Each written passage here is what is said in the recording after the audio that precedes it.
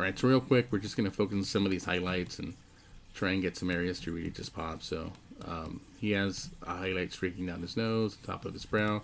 Since we are focusing on the side of his face, we'll focus on that. So I'm going to switch over to my highlight section or layer, and then just start making a selection of the areas where I'm seeing some of these highlights that are going to pop. And then we might color one of the brows just to give you an idea of how I would tackle that as well. So again, it's all about clustering, right? It's all about figuring out what sections are going to work with what, taking your time. Remember, observational skills are key for any type of visual medium. So making sure that you have that. Making sure wherever you're seeing a highlight that you're helping it pop.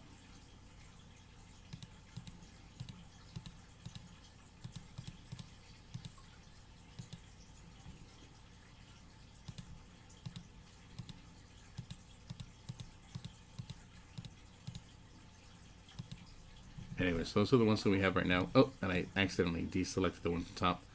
So we have these two at the bottom. Let me reselect this one here. You just want to make sure when you're making multiple selections that you're holding down the shift key, and that'll give you the ability to select multiples. And I'm actually going to select the wider selection up here. So you want to be able to select multiples, and as you're selecting multiples, hold on shift, select another one. You can let go of shift once you start your selection, but you want to make sure that you have that held down while you're making a selection. If not, it'll deselect from the other ones.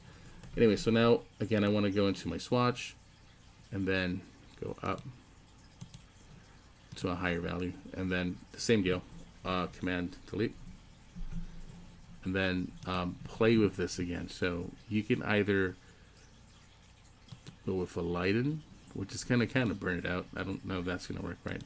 A color dodge, a screen, and you see how it's blowing it out. So we don't want this stuff blown out or to look different or bad.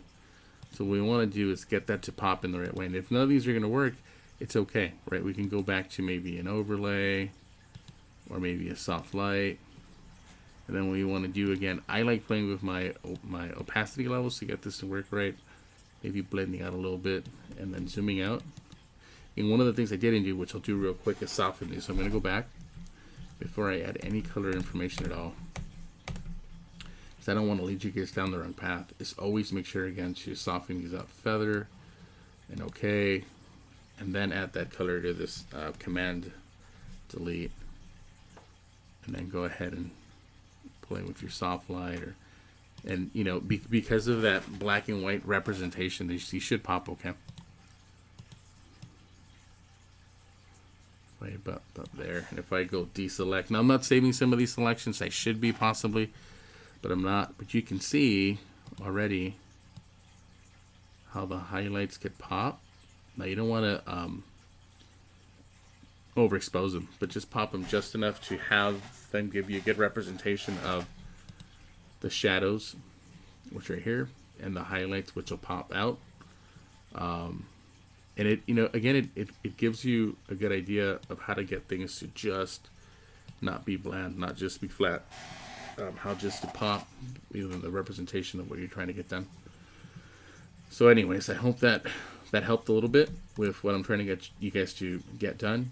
Remember that for everything that you have here, you have to have a color representation. Right now, we're just dealing with the face, and with only 3 layers, so you can add more than 3 layers. I can have a 4th layer that'll represent a darker tone around the rim of the face, the lines of the nostrils themselves, the lines of the cheekbones, this shadow here. So there's a bunch of shadows we can get that'll be represented by different layers just within the face, meaning or just within those little sections of the face. Now again, we still haven't talked about the brows and the eyes and the ears and the mouth and the hair and the neck and all that good stuff. So you guys have to just get creative and just play with this as much as possible, okay? So hopefully that helped, and these will be all posted, and I'll give you guys the links, or I'll post the links inside the classroom to help you guys get to them as quickly as possible. Thank you guys.